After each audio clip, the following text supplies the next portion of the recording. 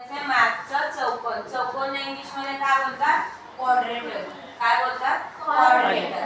आता हा एक समजा कागद आहे. त्या कागदावरती मी ए बी सी डी यांना अशी नावं दिली. तर चौकोन म्हणजे काय? एक बंदिस्त आकृती. चौकोन म्हणजे काय? एक बंदिस्त आकृती. कोणतेही 3 किंवा 4 नैकरेषीय बिंदू मिळून काय तयार होतो? चौकोन. काय तयार होतो? चौकोन. मग आपल्याला आता काय बघायचंय बघा. मी ही आकृती काढते. ही चौकोनाची आहे का बघा. आहे ही आकृती चौकोनाची? ही चौकोनाची आकृती आहे. त्याच्यानंतर ही चौकोन झाला का हा? त्याच्यानंतर हा चौकोन झाला का? नाही. तर चौकोन म्हणजे काय? तर 3 किंवा 4 जास्त करून 4च असतात. 4 नैकरेषीय बिंदूंची एक बंदिस्त आकृती म्हणजे काय? चौकोन. तर लक्ष द्या. ए बी सी डी हा काय झाला? चौकोन. हा काय झाला? चौकोन. तर ए बी सी डी हे काय झाले? चौकोनाचे शिरोबिंदू. काय झाले? चौकोनाचे शिरोबिंदू. त्याच्यानंतर या चौकोनामध्ये ए बी सी डी या चौकोनामध्ये ए बी ही काय झाली? बाजू. काय झाली? ए बी ही बाजू. त्याच्यानंतर बीडी ही काय झाली? दुसरी बाजू. सीडी ही काय झाली? तिसरी बाजू. आणि एसी ही काय झाली? चौथी बाजू. ही काय झाली? चौथी बाजू. तर चौकोनाला 4 शिरोबिंदू असतात. त्याच्यानंतर 4 बाजू असतात. 4 बाजू असतात. त्याच्यानंतर चौकोनाचं नाव आपण घड्याळाच्या काट्याच्या दिशेने किंवा घड्याळाच्या काट्याच्या विरुद्ध दिशेने नाव लिहू शकतो. चौकोनाचं नाव काय? घड्याळाच्या काट्याच्या दिशेने किंवा विरुद्ध दिशेने नाव लिहू शकतो. म्हणजे ह्या चौकोनाचं नाव लिहायचं असेल तर तुम्ही कसं लिहाल? घड्याळाच्या काट्याच्या दिशेने ए बी सी डी आणि विरुद्ध दिशेने काय होईल? चौकोन ए सी डी बी.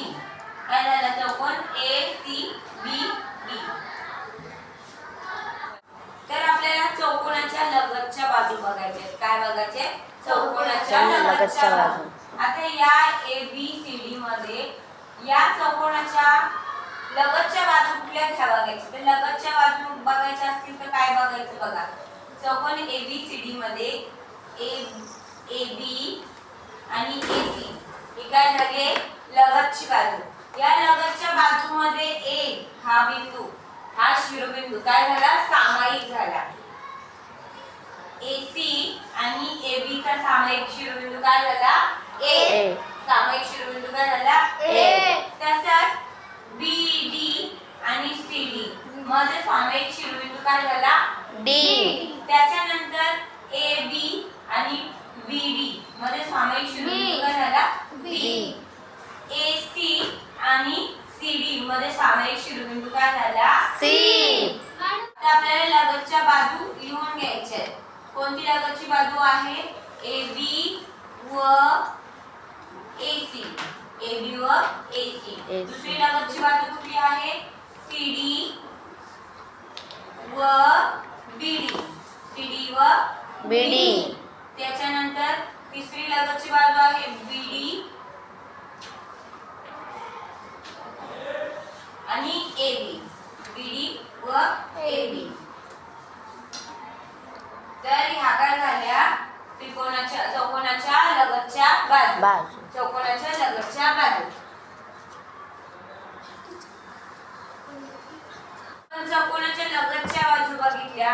आता चौकोनाच्या आपल्याला काय? सम्मुख बाजू बघायची. सम्मुख म्हणजे काय?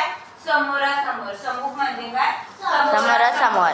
ABCD मध्ये AC आणि बीडी ही काय झाली समोरासमोरील बाजू. एबीच्या एसीच्या समोरची बाजू कुठली झाली बीडी आणि एबीच्या समोरची बाजू कुठली झाली सीडी. तर मुख बाजू म्हणजे समोरील बाजू कुठल्या झाल्या एसी व बीडी.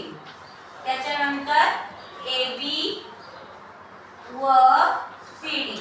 समजलं सम्मुख बाजू आणि लगतच्या बाजू कशा असतात आणि काय असतात. त्याच्यानंतर चौकोनाच्या लगतच्या बाजूमध्ये एकच सामूहिक किंवा सामायिक शिरोबिंदू असतो. एकच शिरोबिंदू असतो आणि चौकोनाच्या सम्मुख म्हणजे समोरासमोरील बाजूंमध्ये सामायिक शिरोबिंदू नसतो. नेहमी लक्षात ठेवा चौकोनाच्या लगतच्या बाजूंमध्ये एक सामायिक शिरोबिंदू असतो पण सम्मुख बाजू म्हणजे समोरील बाजूमध्ये शिरोबिंदू सामायिक नसतो.